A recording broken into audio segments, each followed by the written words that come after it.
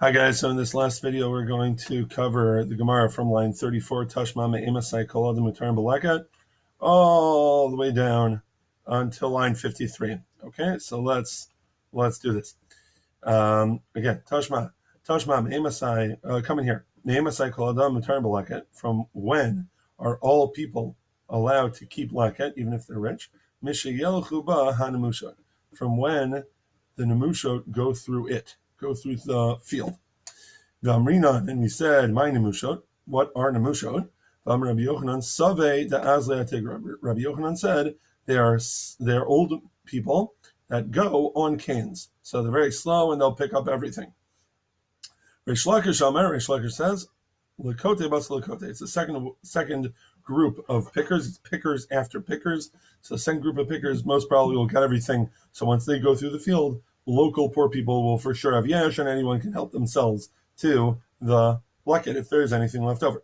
V'amai, asked the Gemara, why is that so? Nehi daniyim d'hacham ya'ishi. It's true that aniyim that are here, local poor people, will have yesh. However, ika aniyim b'duchtachrita. There are poor people in other places, that don't have yesh. Right? So the question here is that if that's true, that far away people didn't have yesh yet, then how in the world could local, like regular people, pick up the leket, unless we're saying that because far away poor people will eventually have yesh, right? You can already pick it up now. That only works according to Rava. That future yesh works. Yesh lamidas havi yesh. Ooh, proof to Rava. So Amri, we could say, as an answer, came into Ikan Yimhacha, since there are poor people here, Hanach, those guys, meaning far away poor people, Me'ikara Iyushem Yash. From the very beginning, they had yesh, past tense, it already happened. The Amri, and they said, Aniyim dehasam laktile. They're telling themselves, I have no shot at this leket because whoever lives near the field is going to get to it first. So even though faraway poor people didn't know the nemushot went through the field, already from the get-go, they know that they've got no chance of getting this leket, so it counts as yesh midas, and it counts as yesh that already happened. Fine. Last tashma, line 41. Tashma ketziot badarach. Come in here. If you see cut figs on the road, even if they happen to be next to a big field where someone's drying out their figs, so it probably came from there. Also a fig tree, hanota laderech, that is leaning over the way, umatza te'inim tachta, and you find figs underneath them. So in both these cases, the figs are motaras mishum gezel. They are permissible as far as stealing goes, meaning you can keep them. Upiturot menamaser. And also, side note, since they are hefker, you don't have to separate ma'aser from them. Okay?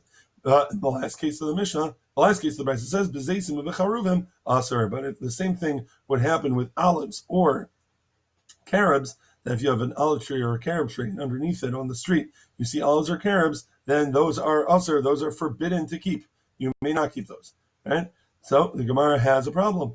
The beginning sounds like a halacha that's good for Rava, right? You're allowed to keep these figs, even though the guy is not standing there saying hefker, right? And in the end, we have, by olives and carobs, something that sounds very much like Abaye, that you can't keep them.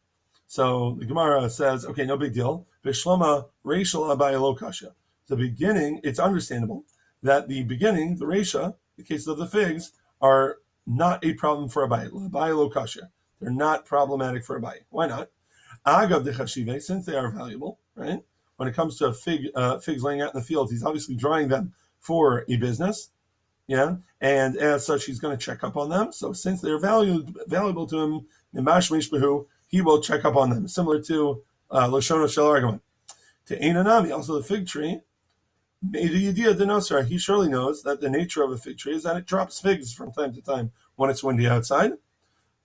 Ella, so the ratio makes sense for Abaye, and the end of the Brisa also makes sense according to Abaye, because apparently olive trees and carob trees don't drop their fruit.